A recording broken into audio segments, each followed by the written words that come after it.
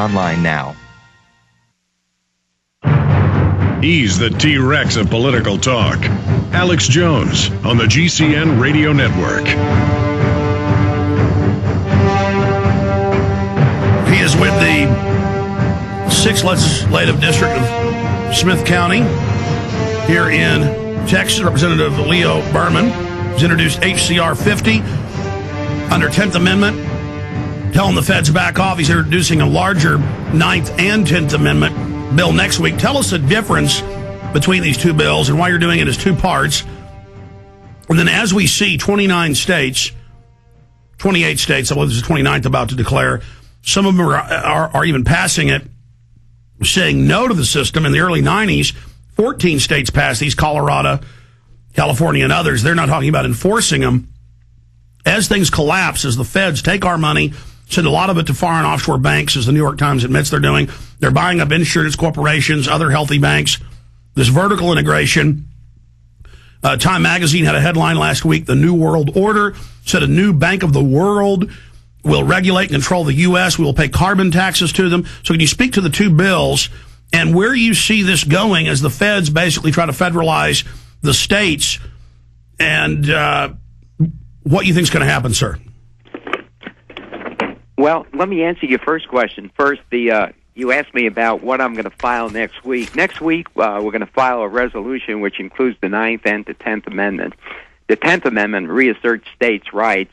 The 9th Amendment says that any issue which is enumerated in the United States Constitution does not preclude a state from doing the same, and that's what the 9th Amendment is. So, for example, since the U.S. government, the federal government, is not dealing at all on illegal aliens, we're going to try and deal with 2 million illegal aliens right here in Texas. In fact, I filed 13 bills to deal with illegal aliens. We've had debates. They're costing us $4 billion a year in Texas, and across the United States, I believe the number I saw was $338 billion a year, which is more than what we're spending in Iraq. If we gave 1/4 of that $4 billion to the state police and commanded them, because they're so federalized, to go protect the border, they could protect that border and secure it, couldn't they? I mean, couldn't $1 billion put thousands of state police on the border? Absolutely, without question. And Alex, since you bring that up, I'm going to bring up something else here.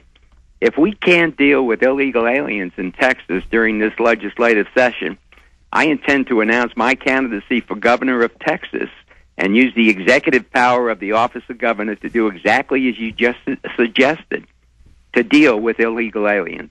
We have a lot of people in Texas who don't want to touch them. I'm talking about statewide Republican leaders or statewide national leaders who have their heads buried in the sand. And when I ask them why they won't deal, their answer is they don't want to lose the Hispanic vote. And I ask them, well, what about your oath of office where you say you're going to preserve, protect, and defend the Constitution and laws of the United States and the state of Texas? And what about doing what's right instead of looking toward a Hispanic vote to get you reelected? But, Mr. Berman, to interrupt you, and I want you to continue, this is very important information. I've seen the Gallup polls. Upwards of 80% of Hispanic Americans want to control the borders as well. They know that 100 million people down south, with that country, admittedly, El Paso Times and Homeland Security saying on the verge, USA Today, by the way, collapsing, we've got to do something. I mean, do we want to have $1 an hour wages? Do we want this to bankrupt all the cities and counties that have to pay for all the health care and the anchor babies? I mean, so that's another fraud.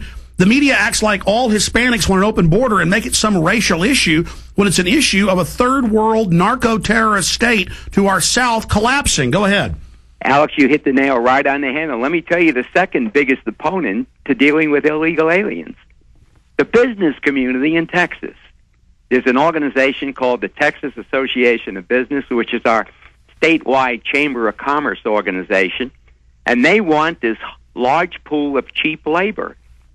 But if people would just raise their wages up about 8%, with our 6% unemployment rate in Texas, Americans will start taking all those jobs that illegal aliens hold right now.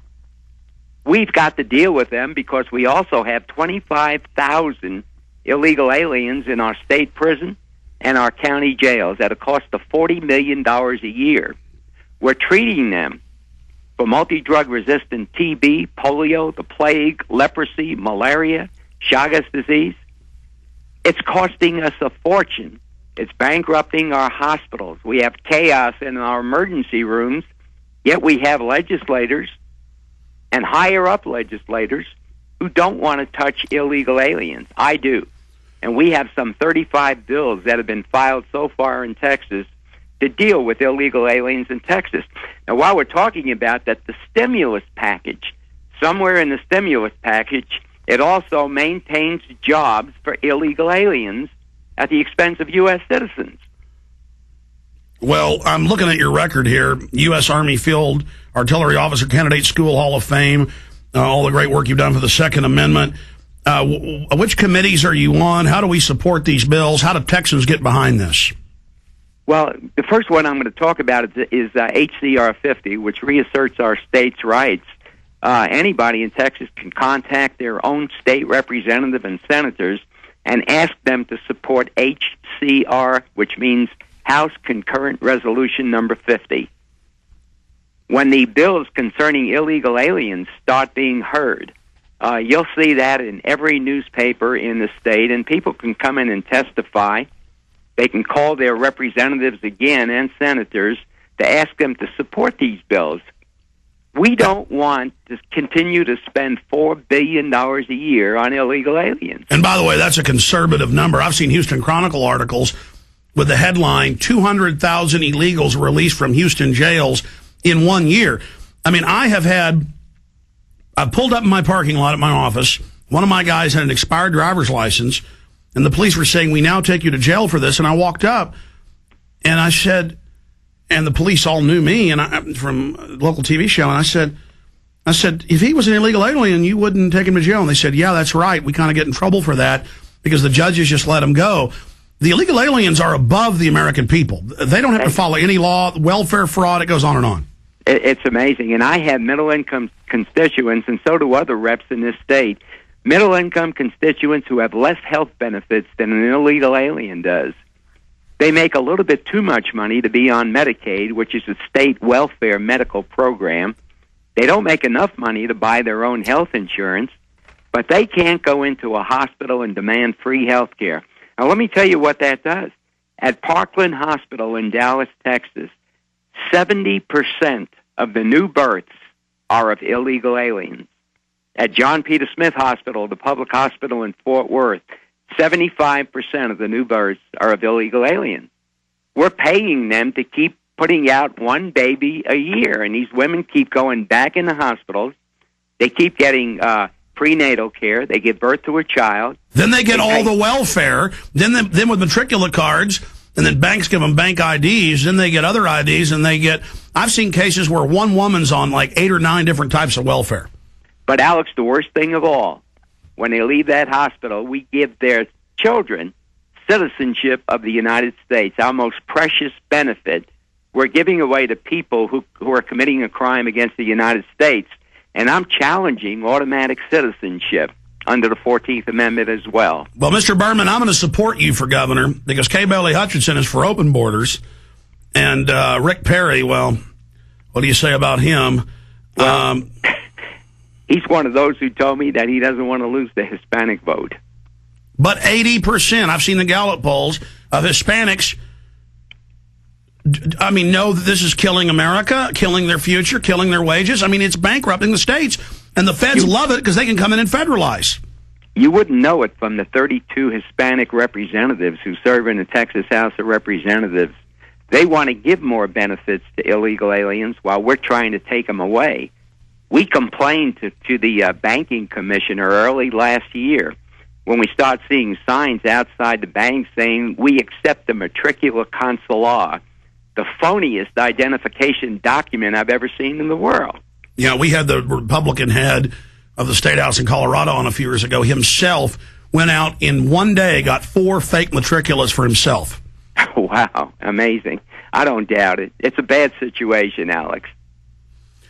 Well, it's HCR 50. Do you know what the number is going to be on the next bill? No, I won't know it until we actually file the bill, but you can bring up my name under the Texas legislative website, and you'll find it right under my name. Yeah, I've got a copy of it in here, and it's really strong. How do we ram this through? Just call all the state representatives, or is there a key committee to call to put pressure on them to bring this out of committee? Well, those are resolutions, and they'll be going to the House Resolutions Committee. That's the first step. We'd have to call the